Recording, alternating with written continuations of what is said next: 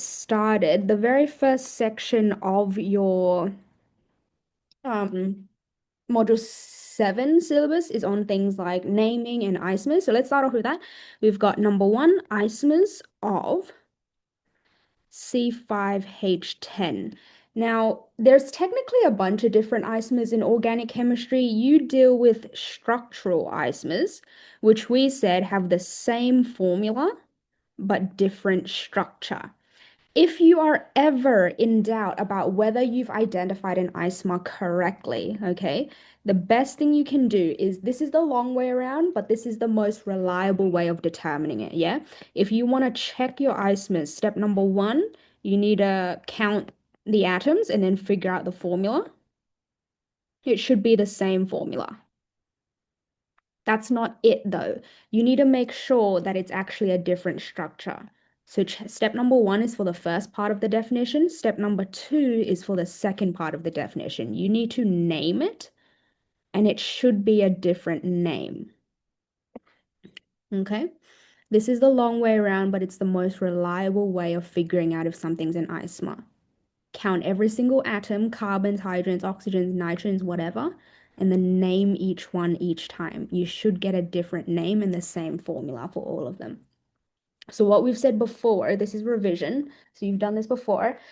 What we've said before is draw the simplest structure first and then keep track of one change at a time, okay? First of all, you need to identify generally what kind of thing you're drawing though. Guys, I've given you C5H10. What what general formula does C5H10 match? The general formula for which homologous series? I'll give you a hint. There's double the amount of hydrogens as there are carbons. C5H10. 10 is 5 by 2. Okay. What general formula is this? CnH2n. What is this? Okay, good. This is an alkene. If you can suss out generally what the general formula is, then you know what functional group you're putting in. Okay, so the simplest case is no branching, no halogens, no weird positioning of the functional group. So your simplest case is going to be 5 carbons. And then Charlotte's helped us identify that this is an alkene. So we're going to put a double bond on the very first one. Do your simplest case first.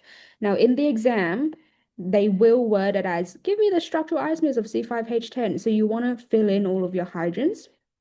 When we're doing it in class, sometimes we don't fill it in just because it takes up a bit of time. Yeah. There are different types of isomers. What are they? Starting with one. One starts with C, number two, one starts with F, 2 words, G, and number three, one starts with P. What are the 3 different types of isomers? Okay, you've got one chain, you've got a functional group isomer, and you've got a position isomer. Good. A chain isomer is when you're changing the structure of the carbon chain. A functional group is you're changing the functional group entirely. And a position isomer is when you're changing the position of the same functional group. So the easiest thing to move first is going to be the functional group. Yeah. Changing the functional group entirely is very difficult to keep track of. So we're going to shift the position of the functional group first, keep the chain the same, one type of isomer at a time. So I'm going to keep my chain of 5. I'm going to move my double bond over here. If you name it, your first name is 1 pentene, your second name is 2 pentene. So these are 2 different answers. We're going to move it again until you realize that you end up with the same thing. Okay. Is this third drawing unique? No. What is it the same as Josie or Charlotte or Maha? Let's just count it 1, 2, and 3, yeah? That third one that I've drawn is the same as which one? Is the same as the, yeah, is the same as the second one, exactly. So these are actually mirror images of each other. So this is a quicker way to identify that you've got something the same. But remember, again, if you struggle with that, then this is the surefire way of doing it. For the second one, you do your numbering from the left, you get 2 pentene. For the third one, you do your numbering from the right, you still get 2 pentene. So this I'm not going to count. And then if I move it to the very last two carbons, I get the mirror image of the first one, which means I've exhausted my options for position isomers with a carbon chain of 5. Okay, keep your simplest option first, move it along the carbon chain and still until you can't anymore. So I've exhausted my options for position isomers. I'm going to turn it into a carbon chain of 4 now. Take out one carbon at a time. Don't do multiple at once. It's hard to keep track of because you have to do isomers by trial and error. You need to keep your working out tidy. So bring my functional group back up to the front. Obviously, I can't put my carbon at the end as a branch. Why? We know that already. What is it, Sienna? Why can't I put it at the end? Because it's still 5. Good. So when you're taking out a carbon, you can't put it at the end because it just extends the carbon chain again, which means you have to put it somewhere in the middle. So that's 1. And then again, move one thing at a time. So keep your functional group where it is, move it here. And then if I can't put it at the start, at the carbon at the front, I also can't put it at the carbon at the end because again, it extends my carbon chain. Okay, so make one change at a time. So for this first row, I kept my chain isomer the same. It's 5 carbons. I changed the position of the functional group.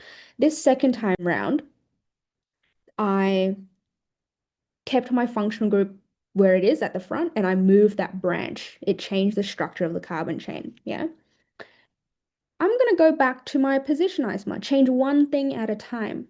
Yeah. Let's go with this. I'm going to move my functional group here. Is that, yes, that's different. If you were to name this one, you'd get a different name. And then I could also, what happens if I moved it one more over here? Is this one unique?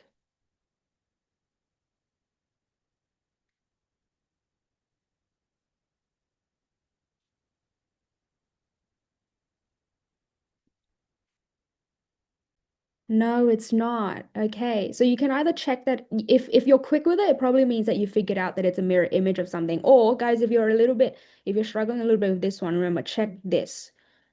Okay. What is it the same as? This last one that I've just drawn is the same as which other one? Good. It's exactly the same as the one above it. They are mirror images of each other. If you were to name it, you would both get 3-methyl but 1-ene. Okay, so those ones are different. All right. And then, so I can't do this. So from this, I kept the carbon chain, I moved the functional group, and then maybe I'll do the same with this one as well. This one, I'll keep the carbon chain, move the functional group. What about this? Is this one unique?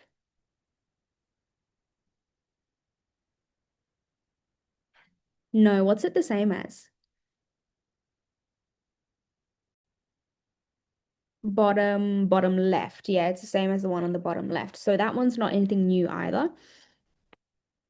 So then one more time, it's a carbon chain of 4. I can move it one more, so that's nothing new. That's fine. I'm going to move it one over again, just to exhaust my options and also for a bit of practice. Yeah, what about this one? This one's a little bit easier to identify. It's the same as the one on this middle left. Yeah, so I've exhausted all of my options for a carbon chain of 4 with one branch. So now I'm going to cut it down to a carbon chain of 3, which means I've taken 2 carbons out. Okay, now because we said you can't put at the end, you'll extend the carbon chain, I have to put both in the middle. Can you check for me? Is this a valid isomer? What's the issue with what I've just drawn? There's 5 bonds on the carbon in the middle. Good. You can have at most 4 bonds around a carbon. That's based on year 11 Vesper-Lewis dot diagram theory. I can't do this. So with this one, the shortest carbon chain I can get is 4. I normally can go down to 3. We've done examples of 3, but I need to have a double bond somewhere. I can't put both in the middle. Again, I can't move one to the end because that'll just extend my carbon chain. So this isn't an option. I stop at 4 carbons, which is fine.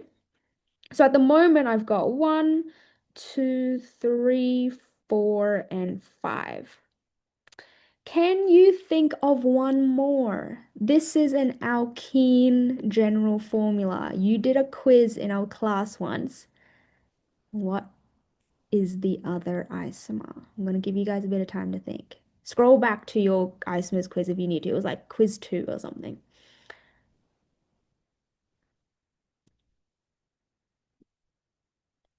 Okay. If you have an alkene general formula, what you can do is single bond everything all into a circle. And then when you fill in the hydrogens, you'll get C5H10. Okay. So you know from your quiz that we've done, and this is your second time, I believe it's your third time. If you have an alkene general formula, one of the possible isomers is always going to be an alkane, a cycloalkane, where everything's bonded in a circle. Yeah. The one you did in your quiz, what I gave you in your quiz that time we first covered it, I gave you C3H6, and then it was 2 marks, and you guys got one of them, which was the propene, and then the other one was this. Yeah. Okay. If this triggers any memory. Anytime you have an alkene general formula, connect all of your carbons in a circle, fill in 2 hydrogens on each, and then that'll satisfy the formula. Yeah? Okay, good. What happens, number 2, if so there's actually, so C5H10 to wrap up, you've actually got 6. You've got 5 that are straight chain alkenes, and then you've got a 6th one, which is a cycloalkane. In this case, there's 5 carbons, so this is cyclopentane. Okay, number 2, specifically the functional group isomers of propanoic acid. So I didn't ask you for all of the different types of isomers, functional group isomers specifically.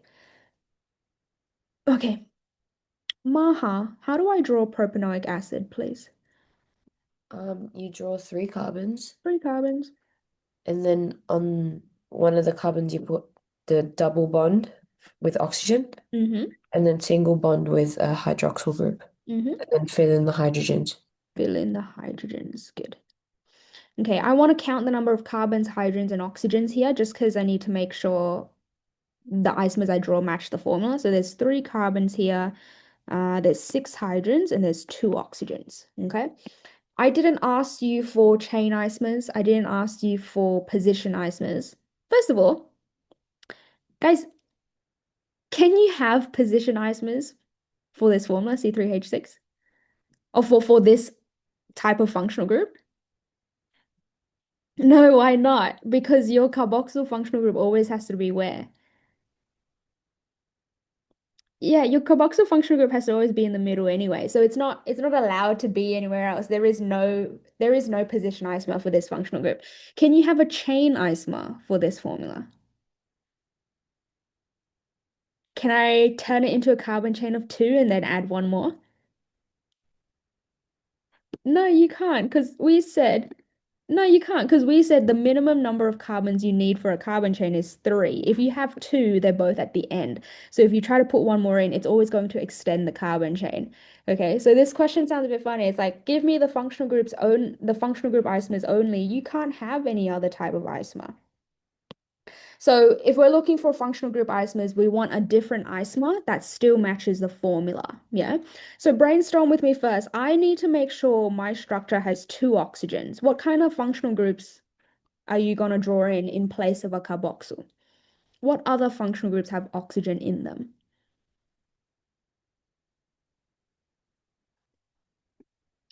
You've got a ketone, which has got a C double bond O. You've got an ester, which is a C double bond O with an O. You've got an aldehyde, yep, which is also acetyl bond O. One more. There's one more that has an oxygen in it. Yeah, your alcohol. Alcohol COH. Good. Now, guys, the formula is C3H6O2. If we're going to draw in an isomer with a ketone and an aldehyde functional group in it, how many of those functional groups do we need? The formula is C3H6O2.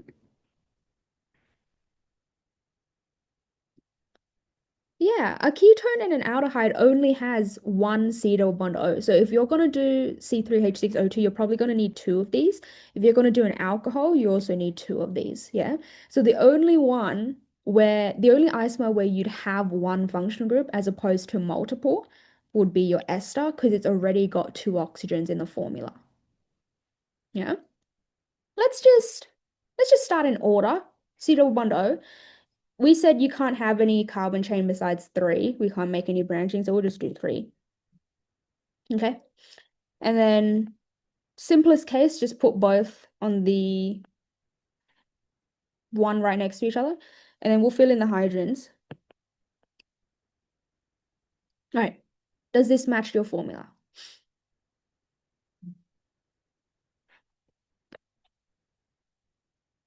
No, it doesn't. This is C3H4O2. We can't do that. Okay. Let's move one of my functional groups over.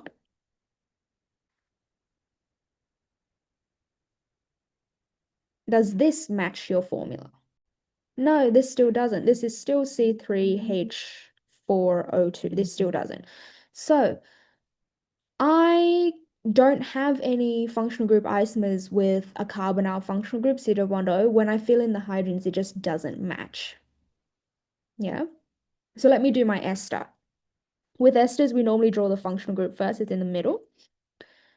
But guys, when I draw this functional group in, I've already got one carbon there. How many more do I just have to draw in then? When you draw an ester functional group, you already have one carbon drawn because it's part of the functional group. So when I go to draw the isomer, I only need to draw two more exactly. So let me do one on this side and then let me do one on this side. Does this, is this an isomer?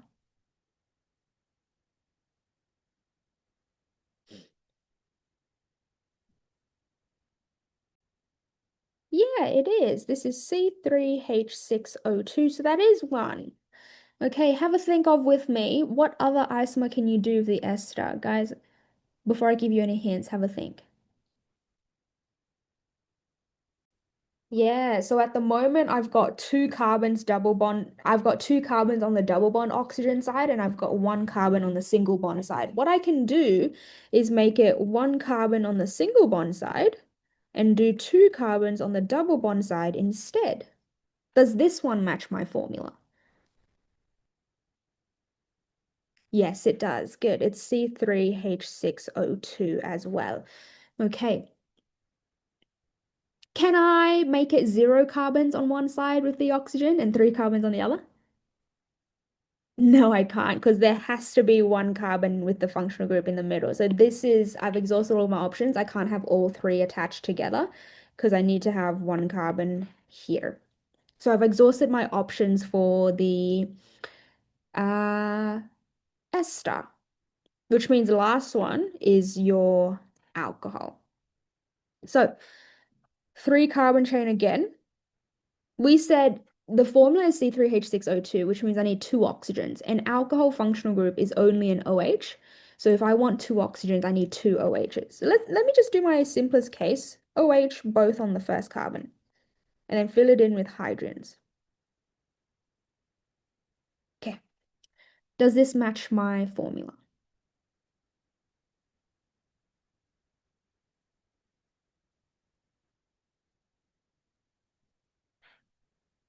No, it doesn't. There are too many hydrogens. Now, guys, let's slow down a little bit here. With your aldehydes and your ketones earlier, having not enough hydrogens was a big issue. You can't put more in without breaking some kind of bond. Okay.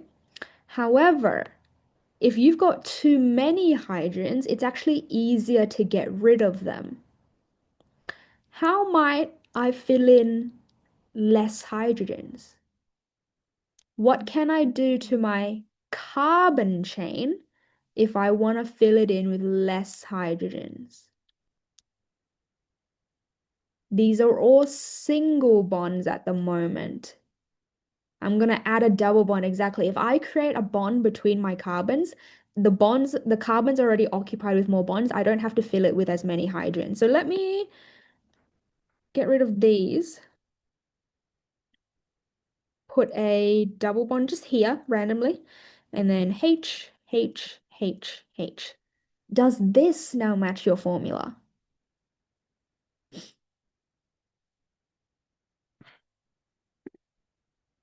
It does exactly good. So 3 C3H6O2, this is another one. So if you don't have enough hydrogens, that's an issue.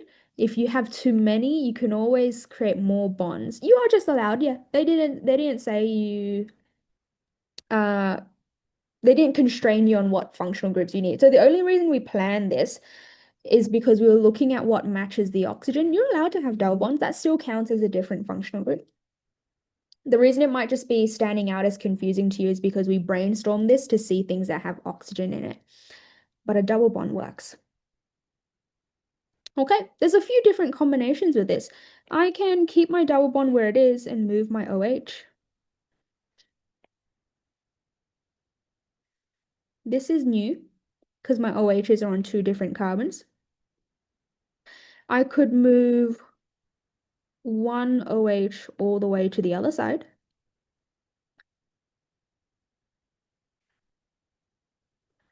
Hmm,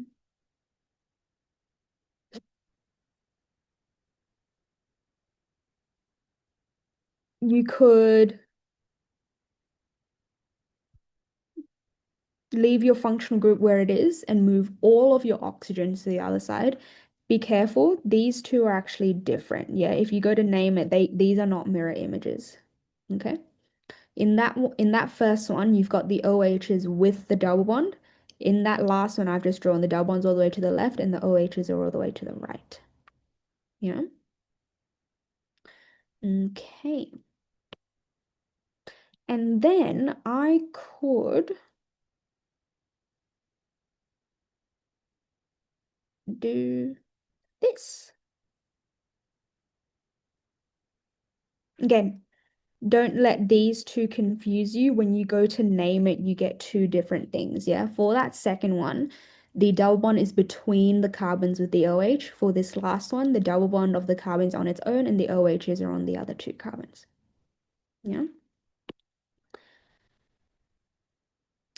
Can I do...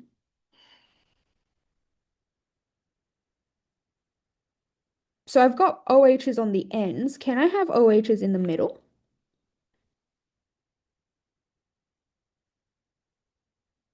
No, why not?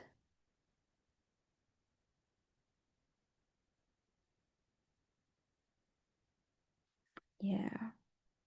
Similar issue as what? As this one above, the first example that we did, you've got too many bonds on the carbon in the middle. There's five when you can only have four. So that doesn't work, which means in total, what do we have? You've got one, two, three, four, five, six, and seven isomers of propanoic acid. Eight include if you include propanoic acid itself.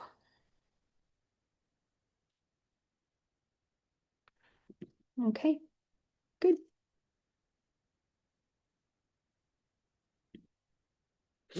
All right.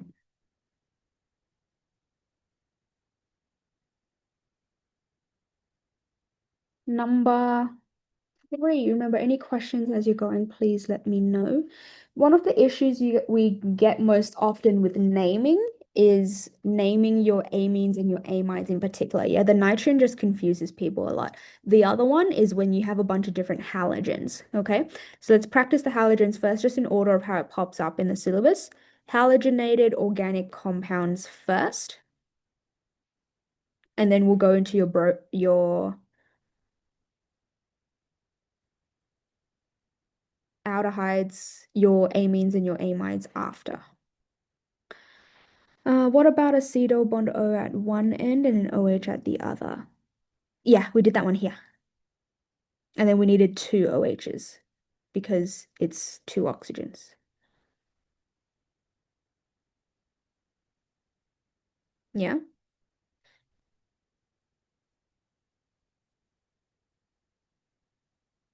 Oh, you mean one? Yeah. Oh, that's what you mean. So a let's try that then.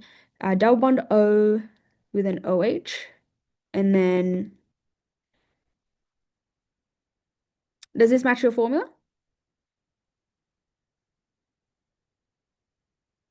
No, no, that's all right. I'm just checking. We're doing it together. Yeah, so we need six H's, but this only has five, so that doesn't work either. But good attempt though. C3H5O2. We're missing just one, so that doesn't work as well. Okay. All right, back to this. Your parent chain has six carbons, so this is hexane. Now you've got a bunch of different halogens here. How are we going to organize them? How are we going to order them out the front of your parent chain name? In alphabetical order. Good. So guys, F is fluorine, Br is bromine, chlorine is Cl is chlorine. How do you change the name of the halogens when you're naming them as substituents? Because we don't go, oh, 2-chlorine. What do we do?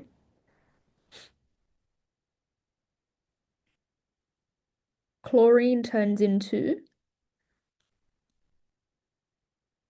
chloro. Yeah, okay. Now have a look at where most of your halogens are. Do you want to start the numbering on the left or on the right? We want to get the smallest number possible. Most of them are on the left, so we're going to probably start on the left. Good. So we'll go 1, 2, 3, 4, 5, 6. So you've got one bromine on carbon 2, that's 2 bromo. You've got a chlorine on carbon 5, that's 5 chloro. And guys, you've got two fluorines. One of them is on carbon 2, the other one is on carbon 3. What prefix are we going to put out the front of fluorine, fluoro, to indicate that there's two di exactly? So it's going to be 2, comma 3 difluoro and so on. All right, so Charlotte, put the name together for me. How are we going to order these three halogens? You're going to go 2 bromo, Mm. 5 chloro, 2,3 difluorohexane. Good. 2,3-difluorohexane. Now, guys, it didn't matter in this case, but when you're looking at the difluoro, obviously when you're looking at bromine, you do B, you consider the B. When you're looking at chlorine, you consider the C. When you look at difluoro, what letter are you considering? It didn't affect it in this case. Yeah, but you're looking at the F. So when you're doing alphabetical order, don't consider the prefix, consider the name of the actual substituent or the branch. Didn't affect it in this case because if you considered D, it would have still been last. All right. What about, let's move into your amines and your amides then.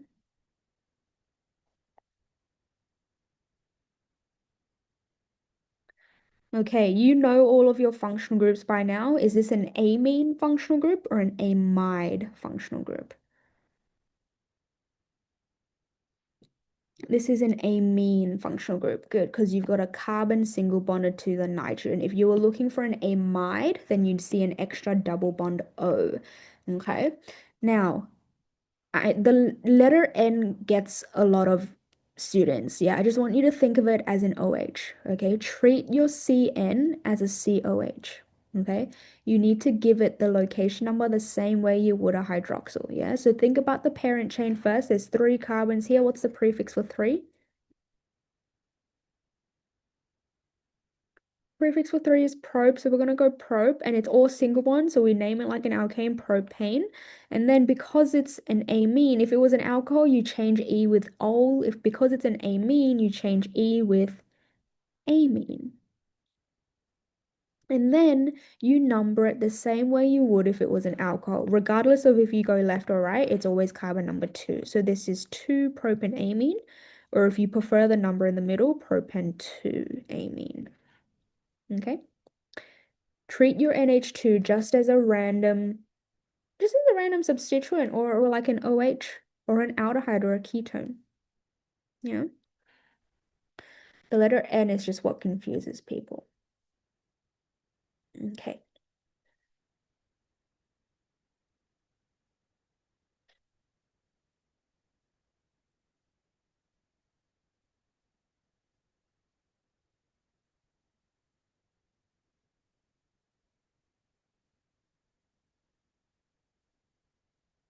All right. What's the main functional group here? You want to identify the functional group and count the longest carbon chain with the functional group. What's the functional group here? I need to identify the functional group first because that dictates what carbon chains I look at.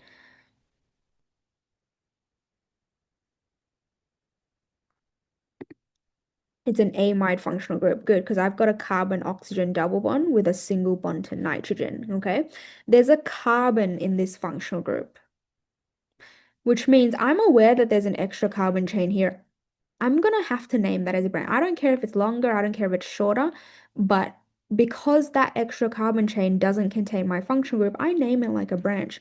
So I don't, it's harder because it's a bit more confusing because you have carbon chains in a bunch of different spots, but in some ways it's actually easier because you don't have to figure out which carbon chain to look at. It just has to be this one.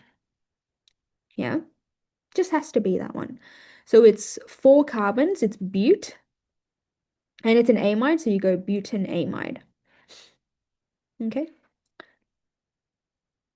Amides are only confusing because it's new, it's different. You're used to putting numbers on things, not letters, but in some ways it's actually easier. This is 2 carbons, so it's ethyl. And because it's bonded to your nitrogen, you just go straight away and say N-ethyl.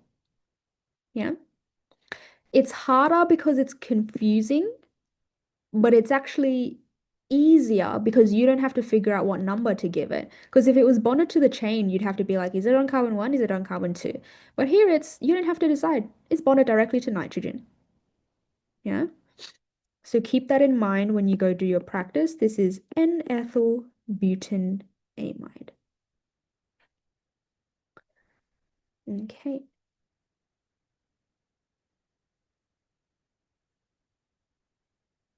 Mm.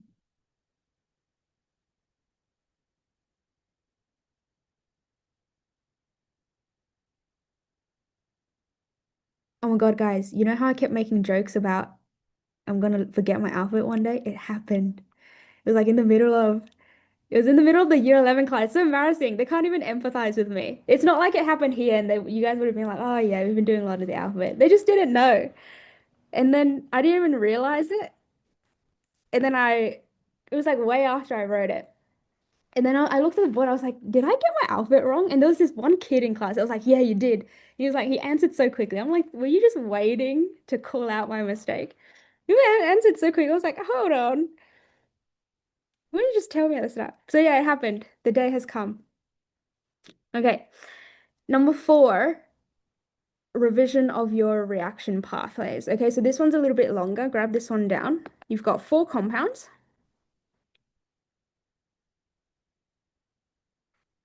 One's butane, one's but1-ene, one's butan-2-ol, and one is propan-1-ol. So that's A to D. We don't know which one A, B, C, and D specifically are, but it's one of these 4. And what they tell you is that only D decolorized Br2L, which is liquid bromine, which is probably bromine water. Anyone remember what color bromine is? Because decolorized implies that it has a color at the start. Yeah, good, it's brown. And then decolorized means it goes colorless. Yeah. A, whatever that one is, decolorized KMNO4, and it formed another one, X. So A to D are the first four I gave you, but A did something to KMNO4 and it turned into X. B, decolorized KMNO4 to form Y. C doesn't decolorize KMNO4 at all.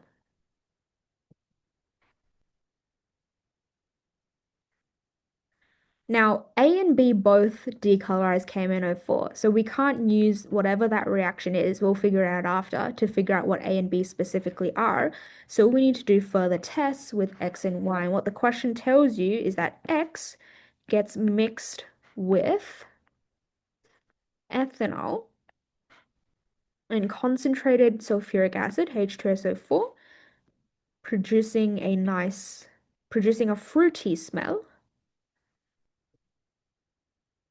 The answer should probably be coming to you as you're writing this. However, Y doesn't do the same thing that X does. So the question's asking you what's A, what's B, what's C, and what's D. Grab it. All right. D, decolorized bromine. And the only homologous series in your Module 7 course that reacted with diatomic halogens are what? I word my question carefully. I'm aware that you've had reactions with like hydrogen halides,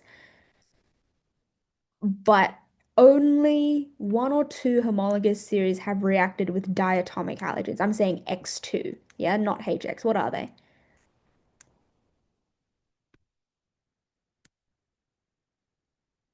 We can treat this like a process of elimination. You've got butane, butene, butane 2O, and propan 1O. You've got an alkane, alkene, and two alcohols, yeah? You can treat this like the process of elimination. Alkanes, alkenes, alcohols. Which ones have you not seen react with halogens entirely?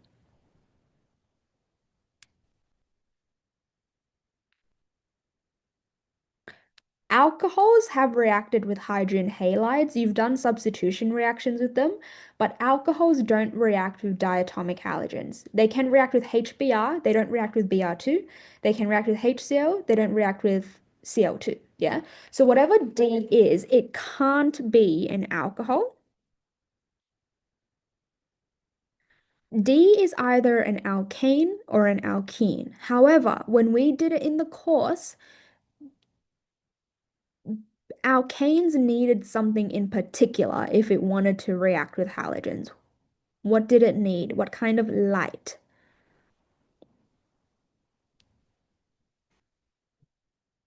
Alkanes needed UV light. So exactly, yeah. So guys, technically speaking, butane and butanene are both capable of decolorizing bromine. Yeah. However, based on the way the question's worded, only D decolorized bromine, yeah? Which means you're probably going to assume what? That there was UV light or that there was no UV light. Because otherwise both of them do it. We won't be able to figure out what D is.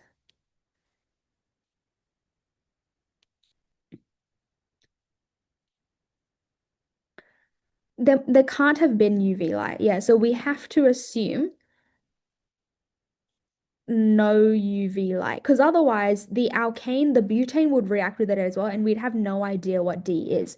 Yeah, so assuming that there's no UV light, D has to be but1ene because alkenes can react with halogens all of the time. They don't need UV light for that. Okay. A and B decolorize KMNO4. What kind of agent is KMNO4? If you're more familiar with the name, guys, KMNO4 is potassium permanganate. What kind of agent is that?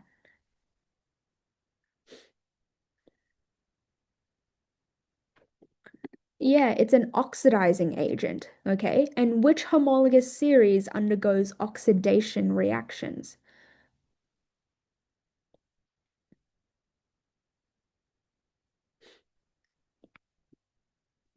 Alcohols, yes. So A and B both do that, which means A and B are your two alcohols, butane 2O and propane 1O. We at the moment don't know which one it is. Okay, so D is your but-1-ene, A and B are your two alcohols, which only leaves C. So guys, by the process of elimination, what must C be?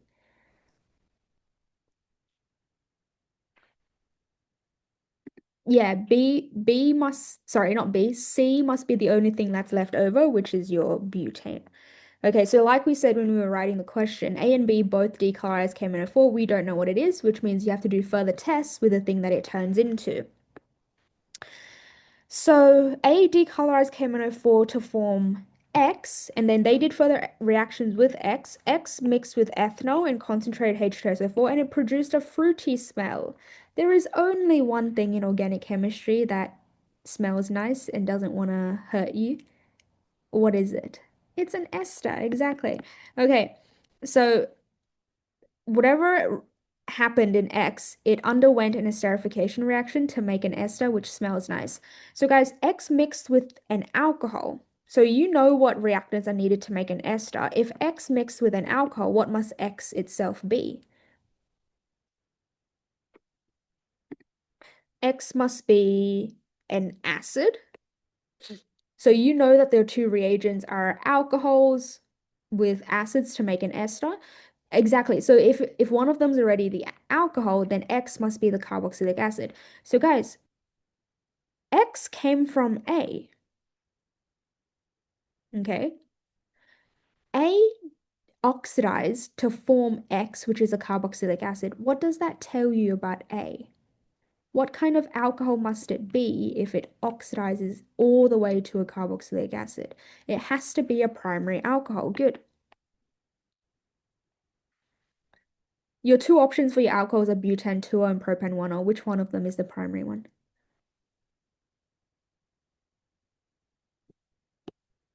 Good. It's the propane 1O. Well done. So A must be your propane 1O. And therefore, the only one left is B, which must be your butane 2O. Oh, what happened? Good. By the way, guys, you don't have to draw out the entire alcohol to figure out if it's primary or secondary anymore, yeah? If you see a 1-ol ending, it means the OH is at the end. Yeah, which means it's bonded to a carbon, which is only bonded to one other carbon. If it was bonded to two other carbons, it wouldn't be the OH at the end. It would never be a 1-ol. Yeah, so just know you don't have to draw it out anymore. If you see a 1-ol on an alcohol name, it has to be a primary alcohol. 2-ol, depending on the branching, may be secondary or tertiary. But if it's 1-ol, it has to be primary. Yeah, so you don't have to worry about drawing out the whole thing anymore. Okay. Good. Remember, any questions as we're going, please let me know. Question 5, your polymers, draw this down exactly as it shows up.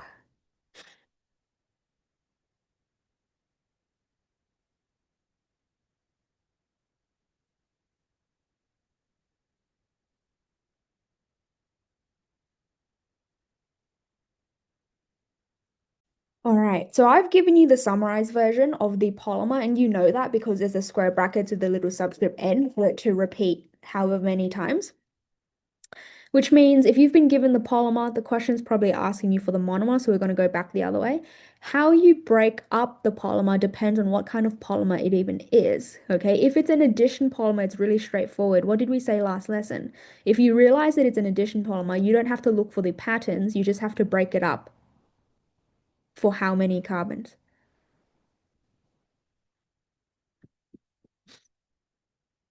Yeah, every two. If you identify it's an addition polymer, you just cut it up every two carbons and that's it.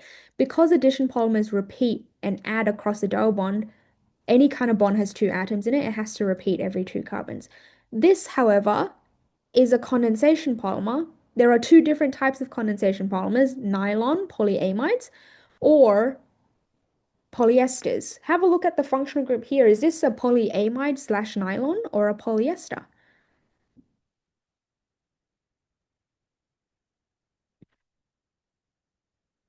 It's a polyester. Good. Where do we cut up condensation polymers? If it's an addition polymer, you cut it up every two carbons. If it's a condensation polymer, you cut it up at the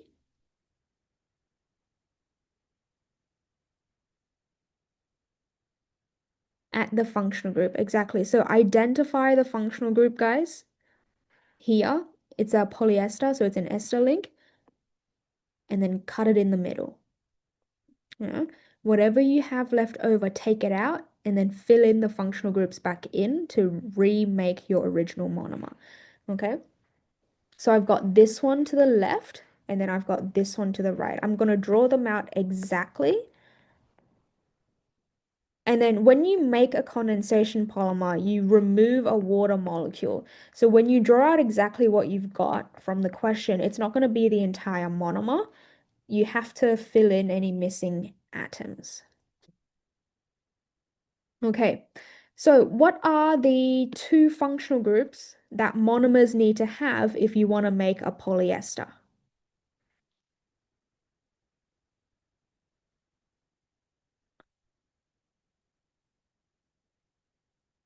For nylon or for polyesters, you always need a carboxylic acid or a carboxyl functional group. That's the same between both. For nylons or polyamides, the other functional group you need is an amine. What's the other functional group for a polyester? Carboxylic acid with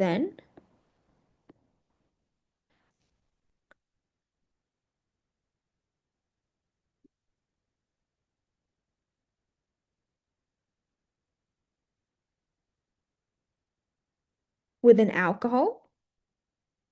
So for nylons or polyamides, it's a carboxyl with an amine. For polyesters, it's a carboxyl with an alcohol. So we just need to draw those back in. Uh, why did I keep the O on one side and not the other? That was because the O was already here. Like this was already on it. And then for this one, the one in the middle, I broke it up here. So it just depends on where you break it up. I happen to give it to this one. That's where I drew the line. I will fill it back in eventually. So a carboxyl functional group looks like this, and an OH functional group looks like this. So when I compare what I want to have with the segments of the monomers that I currently have, I realize that this monomer is where the carboxyl functional group is supposed to be. And then this one has a single bond O that I can fill in with an OH. Yeah. So, Charlotte, having a look at this, what's missing from this at the moment for me to finish off my monomer drawing? I want it to look like a carboxyl again. Um, an alcohol, so an OH. Mm-hmm. And then what about this one? That's almost done. Does that just need a H next to Yeah, it? that just needs a H. I just want it to look like an carboxyl. Good. And then what about this one? That's got the single bond O. It's just missing. Uh, an OH. Yeah, it needs to look like an OH. I've already got an O, so when I Yes, draw it in, I just need to draw in the H's afterwards. Good. So for condensation polymers, break it apart at the functional group and then just fill in any of the missing atoms. Yeah.